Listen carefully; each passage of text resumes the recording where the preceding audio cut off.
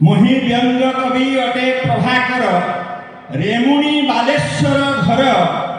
आमे मनीष फेरी आस पक्षी कविता आसरे सभी को प्रणाम मोर सभी को प्रणाम मोर कविता शीर्षक फेरी आस पक्षी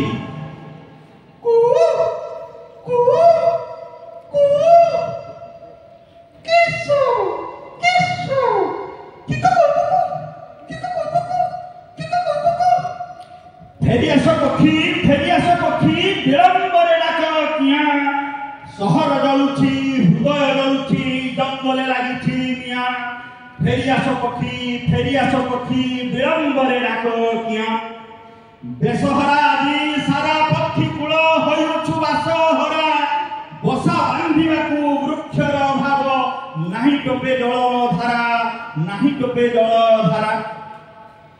शिकारी हाथे बंधुक गर्जने थरी उठे आम छाती जादावर साजी अन्यत्र जीवाकू सही जाऊ मथा पाती शिकारी हाथे बंधुक गर्जने थरी उठे आम छाती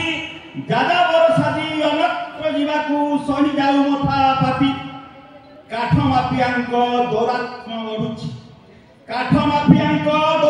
बढ़ुची अहरह गछ कटा अभयारण्यटा नामक मातर कपालटा आम फटा पक्षी वंश केते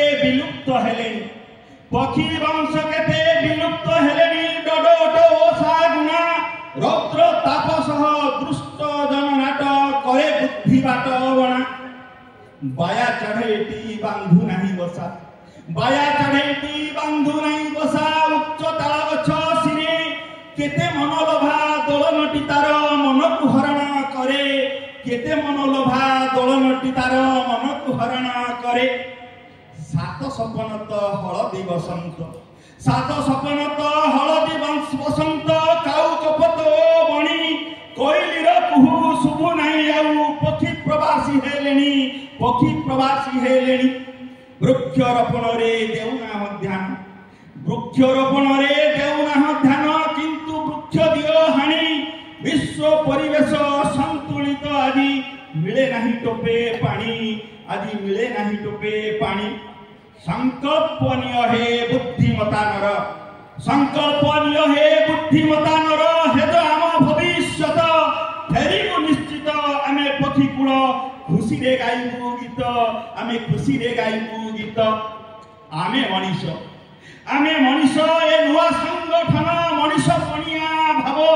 देखी आमे खुशी फेरी आस पक्षी नुआ चेतनार राब